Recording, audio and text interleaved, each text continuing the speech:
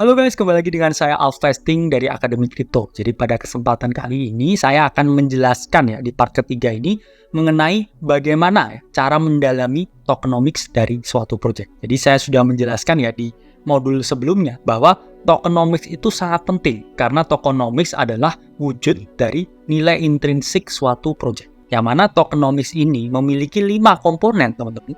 Yang mana teman-teman harus bisa mendalami kelima komponen tersebut. Apa aja 5 komponen penting dalam tokenomics? Pertama, itu adalah token demand dan rasio token issue. Kedua adalah token distribution. Ketiga adalah business model. Keempat adalah partnership. Dan yang terakhir adalah exchange listing. Pertama, token demand dan rasio token issue. Ya, pada dasarnya jumlah token yang beredar itu memiliki peran yang sangat penting ya untuk memantau pergerakan harga dari suatu token. Logikanya gini, semakin sedikit ya token, itu kan berarti ya token itu semakin berharga, ya kan? Kalau semakin berharga, ya kan berarti permintaan itu kan semakin banyak ya. Hukum supply and demand. Otomatis harga itu cenderung lebih naik, ya. Itulah mengapa teman-teman perlu melihat ya, kira-kira ada rasio token yang sudah ada di pasar dengan yang masih disimpan di dalam protokol. Sehingga teman-teman harus tahu nih, berapa market cap-nya dan kapan kira-kira token itu mau dikeluarin ke pasar. Itulah kenapa ya di sini ada istilah yang namanya market cap. Jadi market cap itu apa? Market cap itu adalah valuasi dari token itu.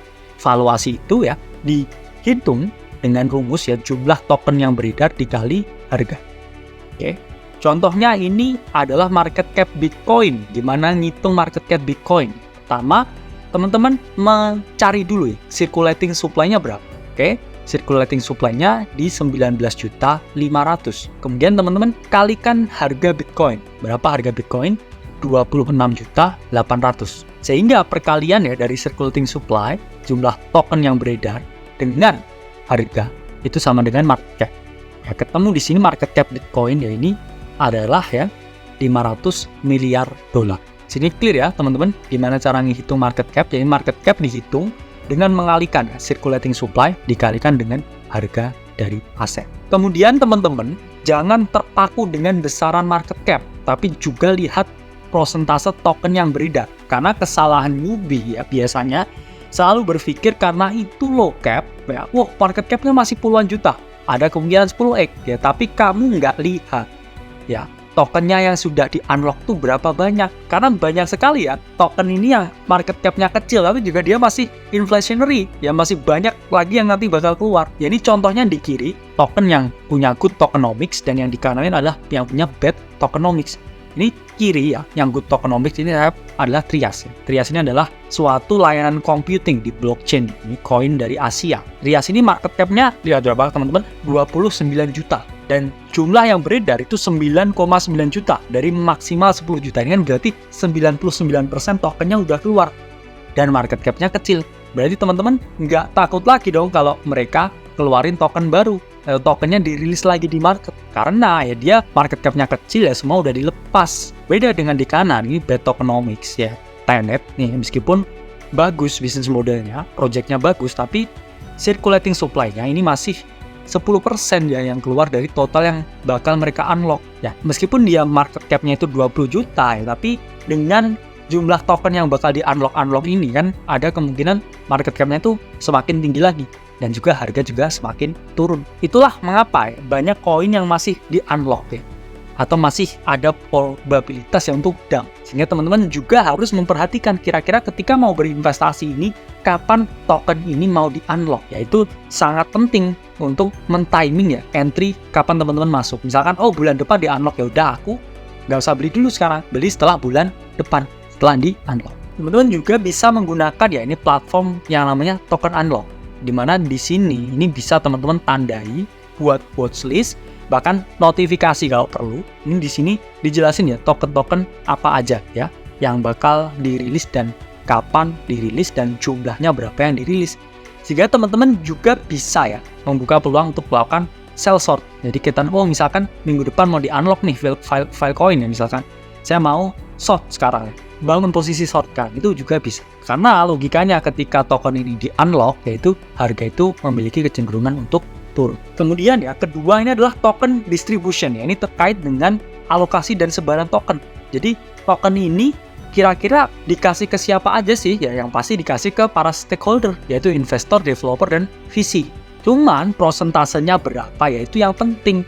Karena yang ideal token itu paling banyak itu dipegang oleh investor, bukan developer atau VC. Yang mana ketika token ini dipegang oleh investor, jadi yang menentukan nasib token ini itu adalah para investor, bukan para developer atau VC. Karena yang terjadi di kripto ini, bandarnya itu ya developer sama VC-nya. Developer VC-nya pegang banyak, investornya pegang sedikit. Investor yang naikin harga, developer sama VC yang jual. Itu yang sering terjadi. Itulah mengapa ya good distribution itu menurut saya kalau probabilitas yang paling banyak itu adalah investor. VC ya 20%, developer 10%, 70% investor itu bagus ya. Tapi bad distribution ya ketika 50%-nya dev ya, VC 30%, investor cuma 20%, ini cuma sedikit sekali. Sehingga apa ya? Kalian cuma memperkaya ya para developer dan VC. Ini saya punya pengalaman ini token yang bagus ya. Saya investasi dapat 15x ya, di sini adalah XPR ya atau Proton. Proton ini bagus sekali ya. Tapi sayangnya developer ini pegang hampir ya 90% dari dia punya circulating supply ya. Developernya tinggal jualan, jadi kamu itu cuman jadikan exit liquidity oleh developer ya. Sehingga teman-teman di sini ya jangan invest ke koin yang mana koin itu terlalu banyak dikuasai oleh developer. Begitu juga jangan berinvestasi ke koin atau token yang terlalu banyak dipegang VC. Ini contohnya Solana, ini kan dipegang oleh Alameda. Bahkan Alameda ini punya ya 643 miliar dolar worth of Solana ya. Ketika di sell semua itu pasti Solana itu nol, pasti nol dalam waktu 10 menit ya. Itulah mengapa teman-teman harus memahami ya bahwa teman-teman harus berinvest di project yang teman-teman bisa pegang kendali. Teman-teman adalah investornya, bukan project yang dikendalikan oleh VC, dikendalikan oleh developer. Nah, teman-teman cuma jadi bulan-bulanan di sini. Di sini ya ada bisnis model. Apa itu bisnis model? Jadi bisnis model itu adalah mekanisme bagaimana project atau token ini menghasilkan profit. Jadi semakin jago perusahaan ini buat bisnis model yang bagus, mengenerate revenue, itu berarti bahwa project itu semakin sehat. Tapi project yang sehat itu project yang mereka nggak bisa menghasilkan laba. Jadi akan semakin lama ya semakin nggak bisa bertahan. Jadi teman-teman harus tahu ya project yang bagus itu project yang punya bisnis model yang jelas. Nah itulah ya yang membedakan ya project kripto dengan Ponzi. Kalau Ponzi itu kan nggak ada produknya, cuman jualan angin. Tapi bisnis model kripto yang itu dia bisa ngejar revenue itu sama aja teman-teman berinvestasi di perusahaan. Bisnis model di kripto itu ada banyak ya. Pertama teman-teman, misalkan mereka menyediakan jaringan untuk pembangunan DEX ya. Misalkan mereka menyediakan wallet untuk transaksi, mereka dapat fee transaksi. Misalkan mereka GameFi, menyediakan game di blockchain, kemudian in-app purchase. Kemudian mereka juga bisa menyediakan jasa audit atau misalkan play to earn, work to earn. Ada banyak sekali bisnis model. Namun teman-teman juga harus menyadari ya, kalau memilih bisnis model ini juga harus seksama ya. Jangan tipikal yang bisnis model tapi Ponzi ya. Misalkan ya ini GMT ya. GMT ini bisnis modelnya menurut saya juga agak Ponzi ya. Karena dia kan orang cuman jalan ya, terus dapat duit. Ya siapa yang nggak mau ya? Siapa yang nggak mau jalan dapat duit? Makanya apakah bisnis model seperti itu juga sustain? Ya kan enggak ya. Kita lihat aja dengan harga dari tokennya GMT ini. Dia lama-lamaan juga turun. Kemudian di sini partnership. Jadi partnership itu juga menentukan ya teman-teman keberhasilan dari suatu project. Jadi semakin banyak project ini punya partnership ya, semakin tinggi pula ya dia memiliki akses terhadap network-network lain di blockchain. Sehingga exposure-nya juga meningkat, probabilitasnya untuk meningkat juga semakin besar. Ini contohnya ini project yang belum rilis ya, Supra Oracle bisa live ya 40 plus network. Teman-teman bayangkan semakin dia terbuka terhadap network di luar, dan berarti dia bisa engage dengan segala ekosistem kripto yang lainnya.